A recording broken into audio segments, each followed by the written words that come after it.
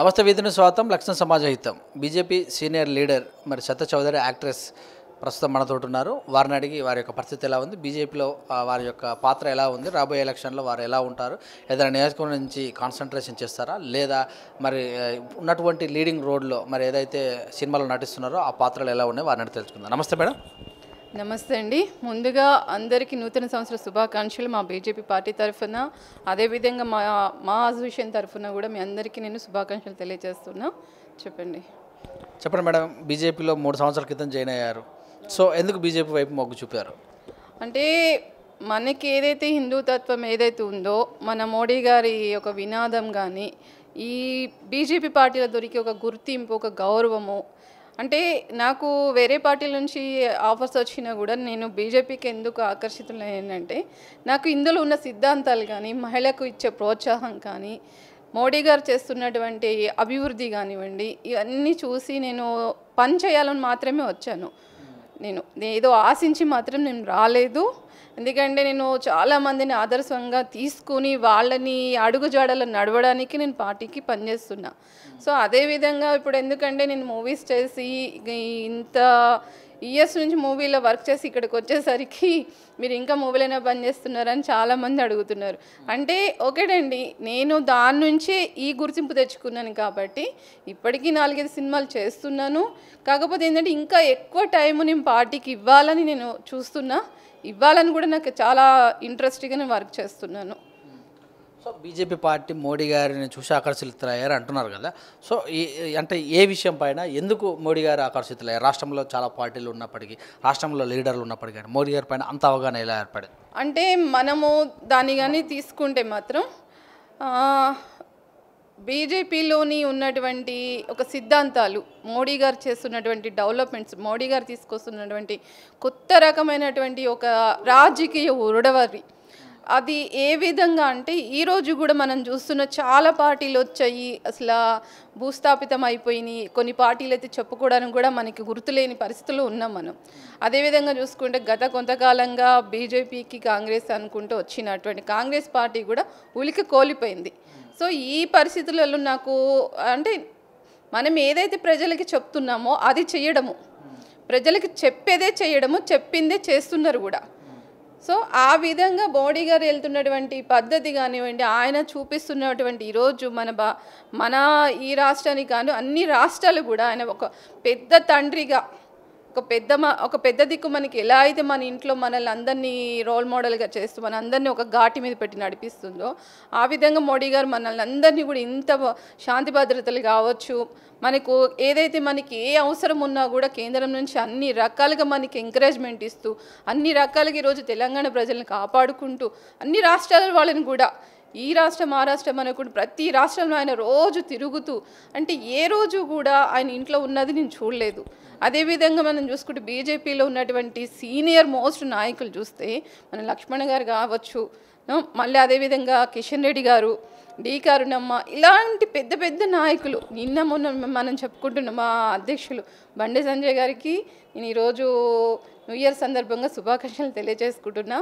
ఎందుకంటే బండి సంజయ్ అన్నయ్య వచ్చినప్పటి నుంచి కూడా మనం పార్టీలో చూస్తున్నాము, ఒక తెలంగాణలో ఏ అన్యాయం అయితే జరుగుతుందో, తెలంగాణ ఏదైతే కోల్పోతున్నామో ఈరోజు ఇంతమంది నాయకులు, ఇంతమంది సీనియర్స్ పనిచేస్తూ రూపాయి స్వార్థం లేకుండా వాళ్ళ కుటుంబాలను కూడా పక్కన పెట్టి వాళ్ళ వ్యక్తిగత జీవితాలు కూడా త్యాగం చేసి పార్టీ కోసం ఇంత కష్టపడుతున్నారు.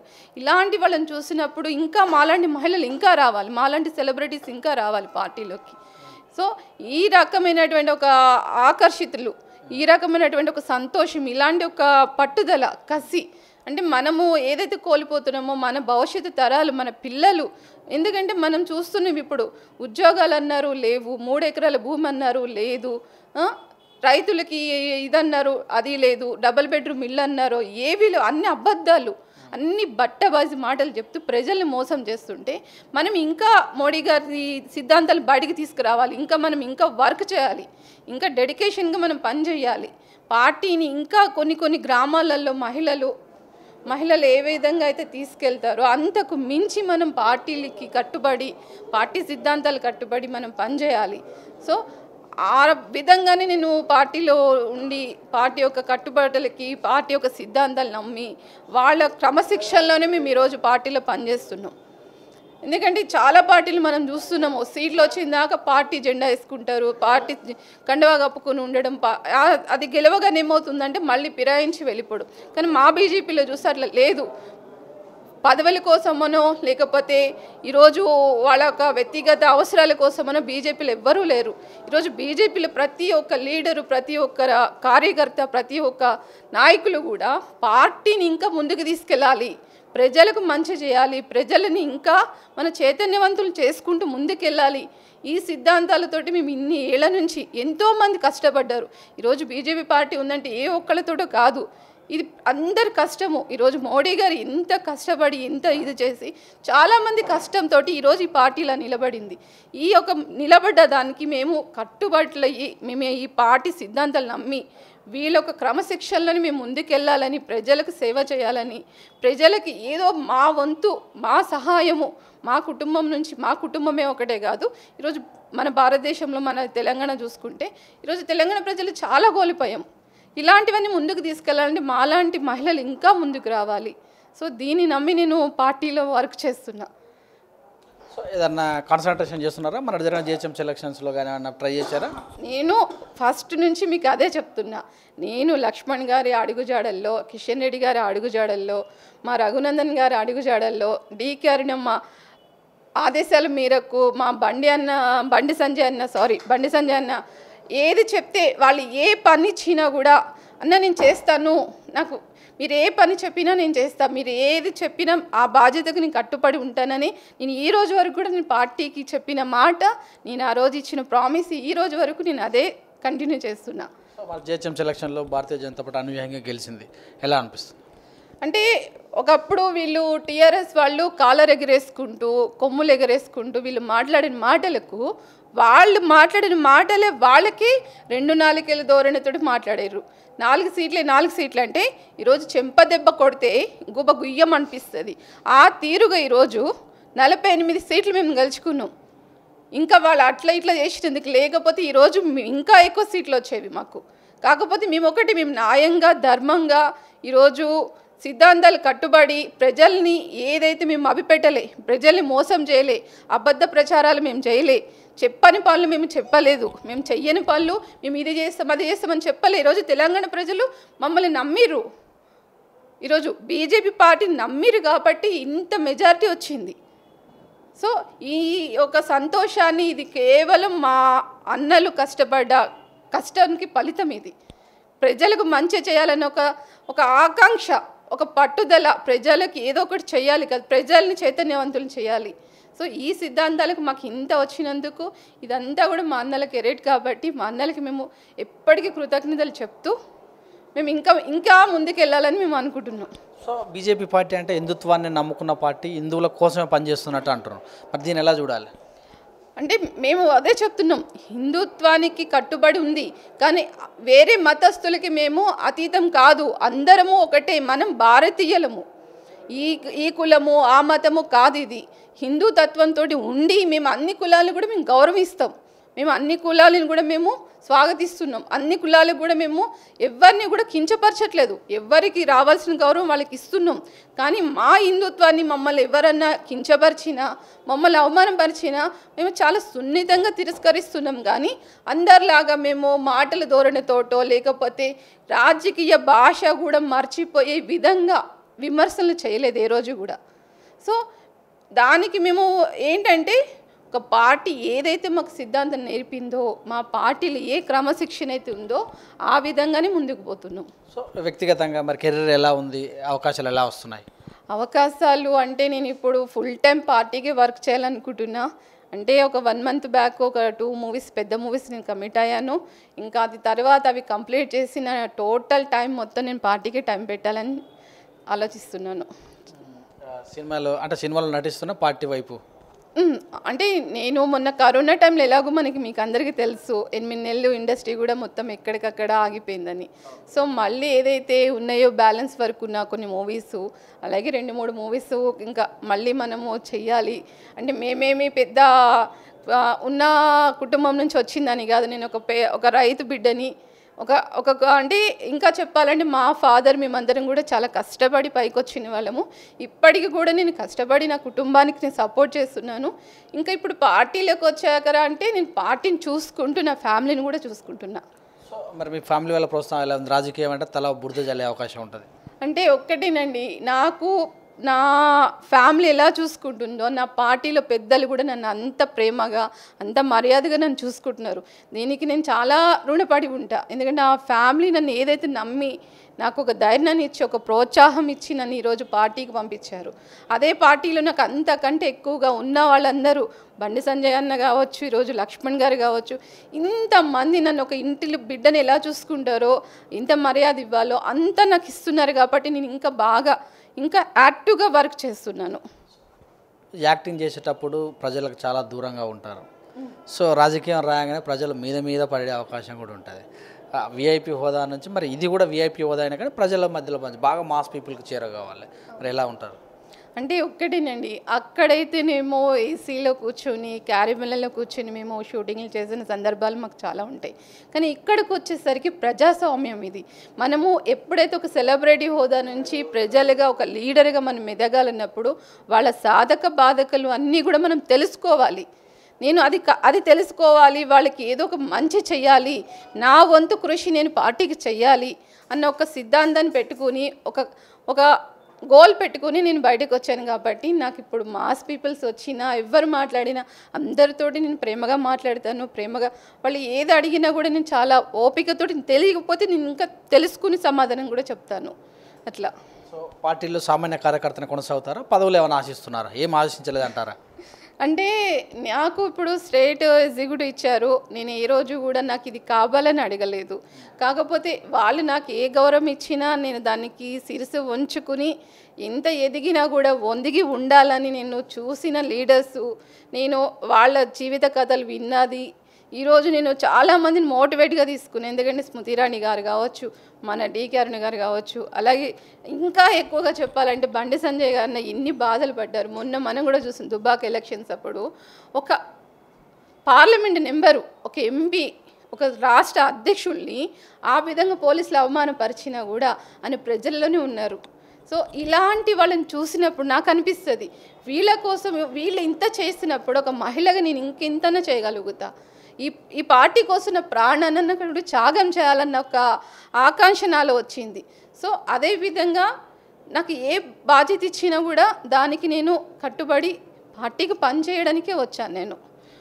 సో హైకమాండ్ మనకి ఏదైతే వాళ్ళు ఆదర్శం ఇస్తారో, వాళ్ళు ఏదైతే వాళ్ళు చెప్తారో నేను అదే చేయగలుగుతా. నాకు ఎలాంటి పదవి కాంక్ష లేదు. పార్టీకి నేను పనిచేయాలి, అదొక్కటే నా ఆలోచన. జనాభాలో సగం, ఓటర్లలో సగం ఉన్నటువంటి మహిళలు రాజకీయంగా సగం లేరు. మరి సో జిహెచ్ఎంసీ ఎలక్షన్లో సగానికి పైన ఇచ్చినప్పటికీ కూడా అన్ని పార్టీలలో మిగతా సర్పంచ్ల విషయంలో అయితేనే, ఎమ్మెల్యేల విషయంలో అయితేనేమి, మినిస్టర్స్ విషయంలో అయితేనే, కేంద్రంలో అయినా రాష్ట్రంలో అయినా సరైన స్థాయి ఇవ్వట్లేదు మహిళలకు. దీనిపైన ఏమైనా మాట్లాడతారా? అంటే ఒక్కటేనండి, మనకి ఇప్పుడు ఏదో పుట్టగానే పిల్ల ఒక అడుగుతోటి పాకుతోనే పిల్ల కెరీర్ అనేది స్టార్ట్ అవుతుంది ఆ రోజు నుంచి. కానీ ఒకటేసారి పుట్టగానే మనం నడిచేసి ఈరోజు ఫ్లైట్ ఎక్కేసి ఆ సిచ్యువేషన్ మనకి ఇంకా రాలేదు మనకి. సో ఇలాంటి మన సృష్టిలో మనం ఇలా ఉన్నప్పుడు మనం రాగానే మనకి 10,000 వచ్చేస్తాయని కానీ, లేకపోతే మహిళలకు ఇప్పటికీ చాలా గుర్తింపు వచ్చింది. కాకపోతే మీరు అన్నది ఏంటంటే ఇంకా గుర్తింపు రావాలి. నేను కూడా అదే కోరుకుంటున్నా. మహిళలకు ఇంకా గుర్తింపు రావాలి, మహిళలకు ఇంకా ఎంకరేజ్మెంట్ రావాలి. ఇంతకుముందు ఇంటికే పరిమితం అయ్యేవాళ్ళు, ఇప్పుడు వంటింటికి పరిమితం అయ్యేవాళ్ళు. ఇప్పుడు అలా కాదు, ప్రతిరోజు వాళ్ళు జాబులు చేసుకుంటూ, సోషల్ వర్క్ చేసుకుంటూ, అదేవిధంగా మనం చూసుకున్నటువంటి వాళ్ళ పిల్లల్ని కూడా ఇంకా చైతన్యవంతులు చేస్తున్నారు. అంటే ప్రతి దాంట్లో కూడా మహిళ చాలా డిఫరెంట్గా ఆలోచిస్తుంది. ఇంతకుముందు లెక్క భయపడడం కానీ, ఎవరైనా హరాస్మెంట్ చేస్తే ఇంటి వరకే పరిమితం అవడం కానీ లేదు. ఇప్పుడు వచ్చినటువంటి ఈ జనరేషన్లో మహిళలు చాలా యాక్టివ్గా వర్క్ చేస్తున్నారు. ప్రతి రంగంలో మహిళలు ఉన్నారు. మీరు రాజకీయ రంగంలో అడుగుతున్నప్పుడు నేను ఒకటే అంటున్నా, రాజకీయ రంగంలో మహిళలు ఇంకా ముందుకు రావాలి. మనకి ఎవ్వరూ మనల్ని ప్రోత్సహించరు. మన స్కిల్స్ని బయటకు తీసుకురావాలి. అప్పుడు వచ్చినప్పుడు ఏమవుతుందంటే ఎవరో ఒకళ్ళకి మనలో ఉన్నటువంటి టాలెంట్ ఉన్నది వాళ్ళకి తెలుస్తుంది. మనం ఇంట్లోనే ఉంటే మనల్ని ఎవరూ పిలవరు కదా. ఇప్పుడు సో నేనంటే ఒక సెలబ్రిటీని కాబట్టి ప్రత్యేకంగా ఆహ్వానించారు, నేను ఇప్పటికీ వర్క్ చేస్తాను. కానీ నేను ప్రతిసారి చెప్తున్నా, ప్రతి మహిళ ఈరోజు ఇళ్ళలో పనిచేసుకునే వాళ్ళు కావచ్చు, ఎవరైనా కూడా ప్రతి ఒక్కళ్ళు కూడా ఒక కార్యకర్తగా పనిచేయాలి మనం.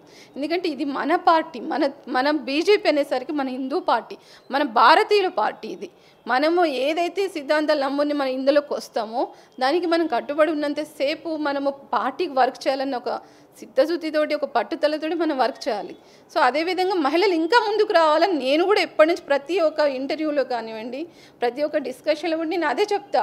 మహిళలు మీరు అంటే మేము రాజకీయాల్లోకి వస్తే ఎలా ఉంటుందో, మమ్మల్ని ఎలా ట్రీట్ చేస్తారన్నది పక్కన పెట్టాలి. ఎందుకంటే ఇంతకు ముందులాగా అందరూ ఆలోచించే ఆలోచన విధానం చాలా మారింది, ఇంకా మారాలి మనలో. సో ఇప్పుడు చూసినట్టయితే ఆర్టిస్ట్గా ఉన్నప్పుడు ఆర్టిస్ట్కి అన్యాయం చేస్తే గలం విప్పారు మహిళల విషయంలో. మరి ఇప్పుడు కూడా రాష్ట్రంలో అయితేనేమి దేశంలో మహిళలకు చాలా అవమానాలు జరుగుతున్నాయి, వేధింపులకు గురవుతున్నారు, మర్డర్లు, మానభంగాలు కూడా చూస్తూనే ఉన్నాం. వాటిపైన మీరు మాట్లాడే అవకాశం ఉందా? డెఫినెట్గా అండి. నేను మొన్న దిశ ఇష్యూ అప్పుడు కూడా నేను అదే చెప్పాను. మనము మన పని, మన బిజీ, మన జాబ్ అనుకోకుండా ఎక్కడ ఏ ఇష్యూ జరిగినా కూడా మన గొంతు అన్నది మనము ఈరోజు బయటకు తెలియాలి, మన వాయిస్ అన్నది వాళ్ళకి చూపించాలి. మనము ఏంటంటే మన ఇంట్లో జరగలేదు కదా, ఎక్కడో జరిగింది, ఏదో జరిగిందంటే అది ఎప్పుడో ఒకసారి మనకు కూడా రావచ్చు.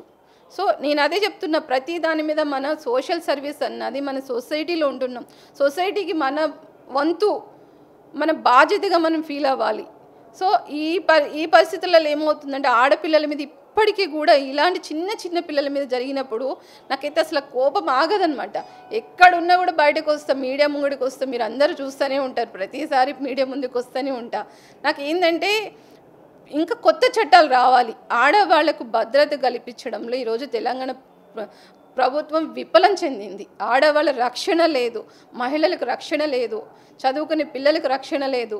ఒక పోలీసు వ్యవస్థను కూడా పక్కదారి పట్టించి వాళ్ళ ఉద్యోగాలు కూడా సరిగా చెయ్యనీయకుండా వాళ్ళని ఒక చేతులు కట్టేసి వాళ్ళకు ఉన్నటువంటి పవర్స్ను కూడా ఈరోజు తెలంగాణ గవర్నమెంట్ వాళ్ళ మెడలు వంచి పనిచేపిస్తుంది. అంటే వాళ్ళకున్నటువంటి స్వేచ్ఛని వీళ్ళు తెలంగాణ ప్రభుత్వము మొత్తం హరించిపోయింది. నేను అదే పోలీసులు అనేసరికి ఈరోజు రక్షణ కల్పించేవాళ్ళు, ఒక మహిళలు కానీ, ఒక చిన్నపిల్లలు కానీ, ఒక వృద్ధులు కానీ, ఇలాంటి వాళ్ళ జాబ్ వాళ్ళని చేయనీయకుండా వీళ్ళు ఏదో ప్రోటోకాల్స్ అని చెప్పి వీళ్ళు టైం వేస్ట్ చేస్తూ గవర్నమెంట్ సొమ్ము అంటారు. గవర్నమెంట్ సొమ్ము కాదు, ఈరోజు ప్రజల సొమ్ముని వేస్ట్గా ఖర్చు పెడుతూ దాన్ని పక్కదారి పట్టిస్తూ, అంటే ఒక్క క్రైమ్ జరిగిందంటే దాన్ని కోణాలు లాగితే ఎక్కడెక్కడికో వెళ్తుంది ఆ క్రైమ్. మనం కూకుడు వెళతో కానీ ఒక క్రైమ్ని పట్టుకుంటే దాన్ని మనం మొత్తం కూడా సర్చ్ చేస్తే ఆ క్రైమ్ ఎందుకు జరిగిందని మనం ముందుకు వెళ్తే కనుక, లోతుగా వెళ్తే ప్రతి దానికి గవర్నమెంటే తప్పు. ఈరోజు మహిళలకు ఇంత అన్యాయం జరుగుతుందంటే ఈరోజు తెలంగాణ గవర్నమెంట్ చేసినటువంటి నిర్లక్ష్యం. సో నేను ఒకటే చెప్తున్నా, ఇప్పటికైనా కూడా కేసీఆర్ గారికి నేను ఒక్కటే చెప్తున్నా, మహిళల పట్ల కొత్త చట్టం ఇవ్వండి, మహిళలకు రక్షణ కల్పించండి, తెలంగాణలో ఉన్నటువంటి శాంతి భద్రతలను కాపాడండి. మొన్న ఎలక్షన్స్లో ఏదో జరిగిపోతుంది, ఏదో అయిపోతుంది అని చెప్పి మీరు చేసినటువంటి అబద్ధపు ప్రచారము, దీనివలన ఎంతమంది సఫర్ అయి ఉంటారు మనం చూసాము. ఇళ్ళకించి బయటికి వెళ్ళాలంటే కూడా ఏదో జరిగిపోతుంది, ఇంకేమో అయిపోతుంది అన్న ఒక సిచ్యువేషన్ తీసుకొచ్చేసారు. అంటే నేను అదే అంటున్నా, మీ రాజకీయం కోసం, మీ పదవులు కాపాడుకోవడం కోసం, మీ ప్రభుత్వాన్ని నిలబెట్టుకోవడం కోసం, మీ అక్రమ ఆస్తుల్ని కూడబెట్టుకోవడం కోసం, మీ ప్రగతి భవన్ని కూడబెట్టుకోవడం కోసం, మీ ప్రగతి భవన్లోంచి మీరు పెట్టుకున్నటువంటి ధనాన్ని దాచుకోవడానికి, దాన్ని కాపాడుకోవడానికి మీరు చేసే పెద్ద క్రైమ్ ఈరోజు ఇదంతా. దయచేసి ఇలాంటి ఒక ఆలోచనని మార్చుకుని ఇప్పటికైనా ఈ ఒక రిజల్ట్ తోడన్నా మీరు బుద్ధి తెచ్చుకుని మమ్మల్ని మంచిగా చూసుకుని, మాకు ఏదైతే చెప్పారో బంగారు తెలంగాణ ఇచ్చినామో, ఈరోజు మహిళలకు మేము ఇన్ని చేస్తున్నామని, మీరేం చేస్తున్నారో మీ కుటుంబానికి మొత్తం తెలుసు. ఎందుకంటే మీరు చెప్పేది మా కాదు, మీ కుటుంబాల కోసం మీరు మాట్లాడుకోరు, మీ కుటుంబాల కోసమనే ఈరోజు తెలంగాణ తీసుకొచ్చుకోరు. ఇది తెలంగాణ అన్నది తెలంగాణ ప్రజల కోసం తీసుకొచ్చినటువంటి బంగారు తెలంగాణ కాదు, కేసీఆర్ కుటుంబాని కోసం వచ్చినటువంటి బంగారు కేసీఆర్ కుటుంబం ఇది. దీంట్లో మేము చాలా చాలా మేము ఇబ్బందులు పడుతున్నాం, చాలా నరకం చూస్తున్నాం ఈ రోజుకి కూడా. మా పిల్లలకు చదివించుకోవాలంటే ఈరోజు మాకు ఉద్యోగాలు లేక, మాకు సినిమా వాళ్ళకి 1 ఇయర్ నుంచి సినిమా ఛాన్సులు లేక, మాకు చెక్కులు రాక మేము ఎన్నో అవస్థలు పడుతున్నాం, ఎన్నో నరకాలు చూస్తున్నాం. సో ఇప్పటికైనా నేను తెలంగాణ గవర్నమెంట్కి ఒకటి హెచ్చరిస్తున్నా. కేసీఆర్ గారి ధోరణి కానీ, ఆయన వైఖరి కానీ, ఆయన పద్ధతి కానీ, ఆయన చేస్తున్నటువంటి ఈ తుగ్లక్ పాలన కానీ, ఇవన్నిటి కూడా స్వస్తి పలికి బుద్ధి తెచ్చుకోమని నేను మీ అందరికీ కూడా కోరుతున్నాను. నేను thank you madam, thank you very much. Thank you అండి. ఇదని మరి బీజేపీ లీడర్ సత్య చౌదరి గారు ఆర్టిస్ట్ చెప్పినటువంటి విషయాలు. టీఆర్ఎస్ పార్టీ పైన మరి తను చేసినటువంటి ఆరోపణలు ఏవైతే మహిళలకు సరిగా పాలన చేయట్లేదని తెలియజేశారు. చూస్తున్న విత్ న్యూస్ కెమెరామెన్ గురుమూర్తం, మెస్యూరేజ్ దండు.